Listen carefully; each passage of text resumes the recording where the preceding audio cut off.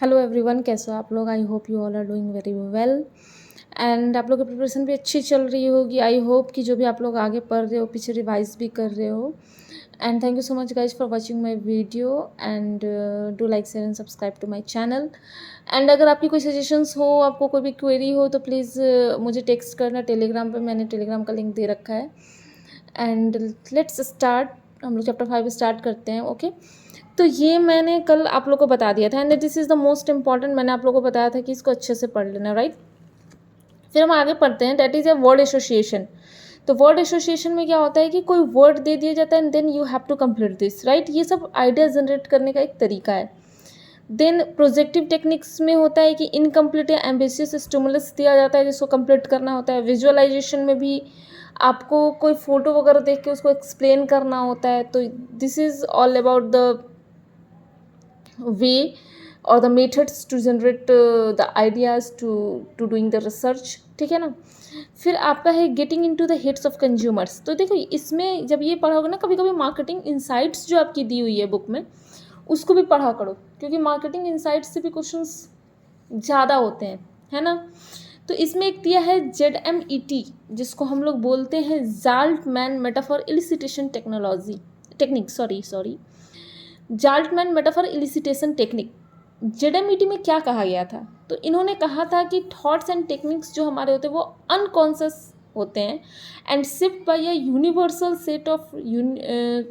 Universal deep metaphor. मतलब जो भी अनकॉन्शियस चीज़ें होती हैं, जो भी हमारे थॉट्स होते हैं, जो भी हमारे टेक्निक्स होते हैं, वो सब अनकॉन्शियस होते हैं, राइट।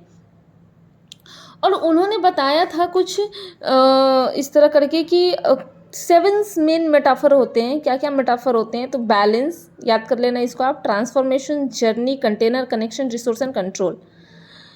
तो जर्नी में meeting of present, past and future. Container में आपका इंक्लूजन एक्सक्लूजन्स आ जाता है। कनेक्शंस मतलब कैसे आप एक दूसरे से रिलेट कर पा रहे हो।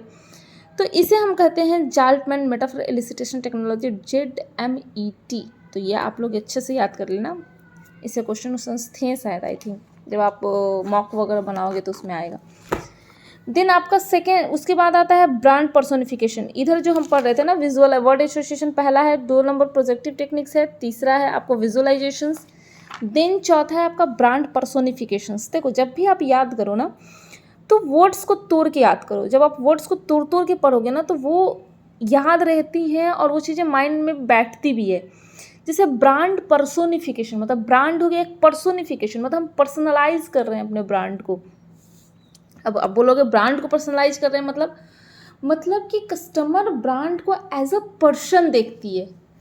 मतलब उसमें जैसे हमारा कोई भी ब्रांड है तो उसको देख के हमें वो फील आनी चाहिए, या फिर कोई भी चीज़ है जिसके एडवर्टाइज, जैसे देखते हैं ना कि कोई प्रोडक्ट होता है उसकी वो उस तरह के लोगों से जिसके पर्सनालिटी पे वो प्रोडक्ट सूट बैठ रहा है, उस जैसे सेलिब्रिटी हो गया जिसे अधिकतर लोग फॉलो करते हैं, उनसे वो उसका एडवर्टाइजमेंट कराते हैं ताकि लोग एक तरह से कनेक्टेड हों उस प्रोडक्ट को लेके, ठीक है। मतलब हम लोग ब्रांड को एज अ पर्सन देखते हैं कि हाँ अरे इन्होंने इस तरह का ड्रेसअप किया था, अरे उनकी पर्सनालिटी ऐसे है, दैट मीन्स अगर मैं भी पहनूंगी तो मैं भी वैसे दिखूंगी, मेरी पर्सनालिटी उस तरह से दिखेगी, है ना। तो इस तरह का हमारे कस्टमर के मन में दिमाग होता है। तो इसलिए देखो जब भी होता है ना एडवर्टाइजमेंट भी कराना होता है तो कंपनियाँ चुन चुन के एडवर्टाइजमेंट कराती है कि हाँ इन लोगों से, जैसे मान लो कि मैंने खुद से लिखा है कि ब्रांड पर्सोनिफिकेशन का मतलब होता है it is the process of enabling your brand to think, breathe, interact and live on its own. मतलब आप इस तरह से ब्रांड को रिप्रेजेंट करते हैं कि आपको लगे कि ब्रांड ही सोच रहा है, देख रहा है, सुन रहा है, मतलब एक पर्सन को रिप्रेजेंट कर रहा है ब्रांड। तो उसे कहा जाता है ब्रांड पर्सोनिफिकेशंस। जैसे कि हम लोग सनफिस्ट की बिस्किट आप लोग देखे हो ना, वो पता नहीं कि बट हम लोग वो बिस्किट हमारे टाइम में, मतलब हमारे टाइम इन द सेंस कि जब 10th या 12th में हम रहे होंगे तो वो बिस्किट बहुत चलती थी, सनफिस्ट की बिस्किट। एंड उस पर सिम्बॉल होता था ना सूरज का, मतलब सन का जो स्माइल कर रहा है। तो उसने अपने ब्रांड से एक इमेज को क्रिएट किया कि सनफिस्ट मतलब ताज़ा है, तरोताज़ा है, सुबह उठिए और उसको चाय के साथ पीजिए, राइट। जैसे कि पार्ले जी बच्ची की फोटो दिखाता है, डैट मीन्स एक बचपना चीज़ याद दिलाने के लिए पार्ले जी लोग यूज़ करते हैं, राइट। तो उसी को कहा जाता है ब्रांड पर्सोनिफिकेशंस। देन आपका आपका 5वां नंबर है लैडरिंग। देखिए लैडरिंग क्या होता है, मतलब एक तो होता है ना कि लेवल ऑफ मोटिवेशन चेक करने का तरीका है कि कस्टमर कितना मोटिवेटेड है आपके प्रोडक्ट को यूज़ करने के लिए। इसमें मतलब कहते हैं ना कि बाय क्वेश्चनिंग वाई, मतलब कोई क्वेश्चन कहता है ना कि मैं ये प्रोडक्ट खरीदूँ, क्यों आप इस प्रोडक्ट को खरीदेंगे, क्या रीज़न है, क्यों आपको ये प्रोडक्ट पसंद है, क्यों आप दूसरे प्रोडक्ट को नहीं परचेज कर रहे हैं। तो क्वेश्चन वाई का क्वेश्चन कर करके हम लोग कस्टमर से ये देखना चाहते हैं कि कस्टमर हमारे प्रोडक्ट को लेके कितना मोटिवेटेड है, या फिर वो हमारे प्रोडक्ट को कितना चाहता है, ठीक है ना, उसकी मोटिवेशन लेवल कितनी है। सो दैट इज़ द लैडरिंग, ठीक है। फिर उसके बाद कुछ टेक्नोलॉजिकल डिवाइसेस दिए गए, जैसे गैल्वेनोमीटर। इसका यूज़ किया जाता है साइकोलॉजिकल चेंजेस देखने के लिए। ये तो शायद बोलते हैं लोग कि किसी किसी एग्ज़ाम्स में भी गैल्वेनोमीटर ये सब इंटरव्यू के टाइम किया जाता है, राइट। फिर इस पेज में कुछ खास नहीं है। न्यूरो मार्केटिंग का मतलब आपको पता ही है, न्यूरोलॉजिकली देखना कि कस्टमर के माइंड में क्या चल रहा है। सैम्पलिंग प्लान, इसमें कुछ खास नहीं है, आप जब पढ़ोगे तो। देन एक चीज़ है कि जब आप ऑनलाइन रिसर्च की बात करो तो उसकी कैरेक्टरिस्टिक की बात करते हैं, तो ऑनलाइन रिसर्च हमेशा इनएक्सपेंसिव होता है और एक्सपेंसिव एंड एक्सपेंसिव, मतलब कि बहुत कम खर्च आते हैं ऑनलाइन मार्केटिंग करने में, एंड एक्सपेंसिव होता है, एक्सपैंड करता है, मतलब कि आप एक एडवर्टाइजमेंट के थ्रू हज़ारों लोगों तक अब वो एडवर्टाइजमेंट पहुंचा सकते हैं। जैसे मान लो आप पेपर में एडवर्टाइजमेंट कर रहे हो, पेपर एडवर्टाइजिंग, वो उसी लोगों के पास पहुंचेगा जो पेपर यूज़ कर रहा है। और लोग जो पेपर नहीं पढ़े, जैसे आज के ज़माने में कौन पेपर पढ़ता है, मुझे जहाँ तक लगता है फ़ोन में है, न्यूज़ देख ली, ये देख ली, वो लेकिन काम ख़त्म। तो वो एक लिमिटेड लोगों तक ही पहुंचेगा जो अब तक पेपर पढ़ रहे हैं। आज के ज़माने में पेपर लोग पढ़ते हैं, मेरे कहने का मतलब ये नहीं कि नहीं पढ़ते हैं, बट मेरे कहने का मतलब ये है कि अगर तो आजकल तो हर चीज़ फ़ोन पे है ना, लेकिन वही आप फ़ोन का इस्तेमाल कर रहे हो, ऑनलाइन मार्केटिंग कर रहे हो, तो हर बच्चे के हाथ में फ़ोन है, हर लोगों के हाथ में फ़ोन है, तो वो आपकी एडवर्टाइजमेंट एक्सपेंड करेगी। तो ऑनलाइन एडवर्टाइजमेंट एक्सपेंसिव होता है, फास्ट होता है, ऑनेस्ट एंड थॉटफुल होता है, और वर्सटाइल भी होता है, ठीक है।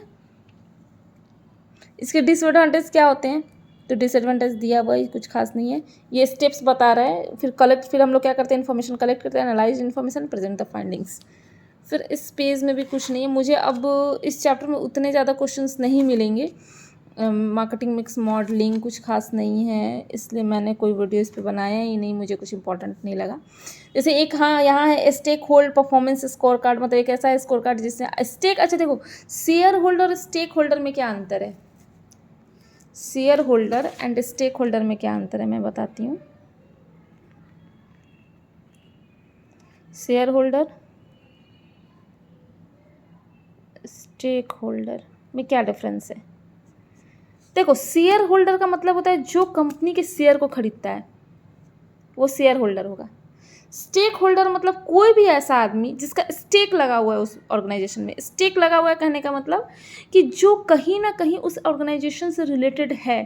जैसे customer is the stakeholder, suppliers stakeholders हो गए, आपका एम्प्लॉई स्टेक होल्डर हो गया, तो ये सारी चीज़ को स्टेक होल्डर कहते हैं। बट जो हमारे शेयर्स को खरीदता है वो शेयर होल्डर कहलाता है, ठीक है ना।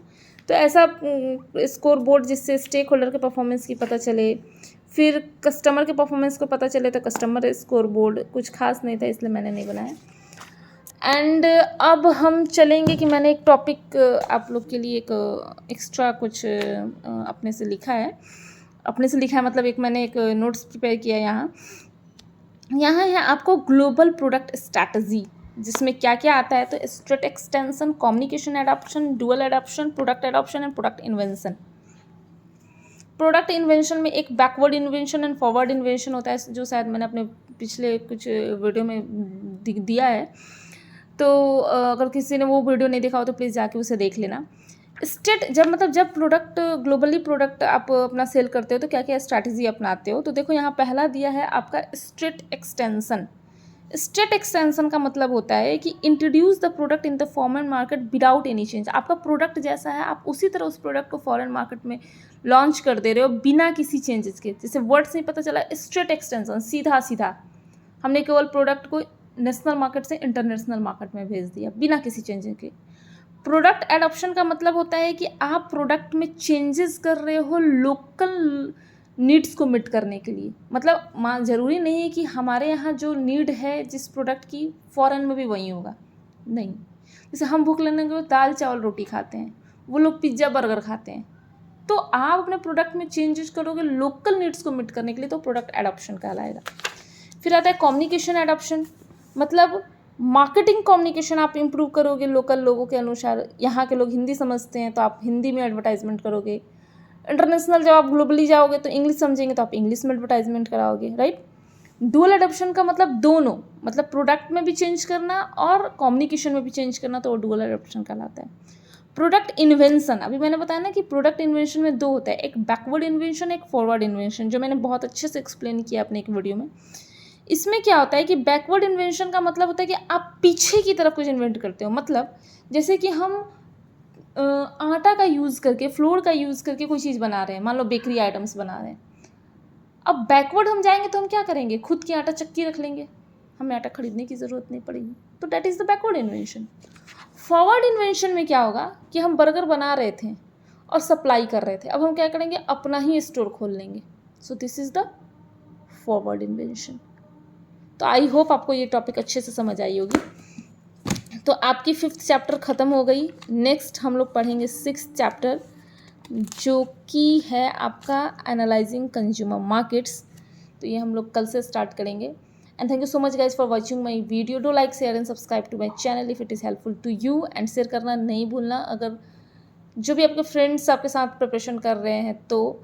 And thank you so much guys. और कमेंट करना नहीं बोलना, क्योंकि आजकल वीडियो पे बिल्कुल भी कमेंट नहीं आ रहे, तो please like, please please please comment, because it's makes me feel good, जो मैं हमेशा करती हूँ। Thank you so much guys, bye bye.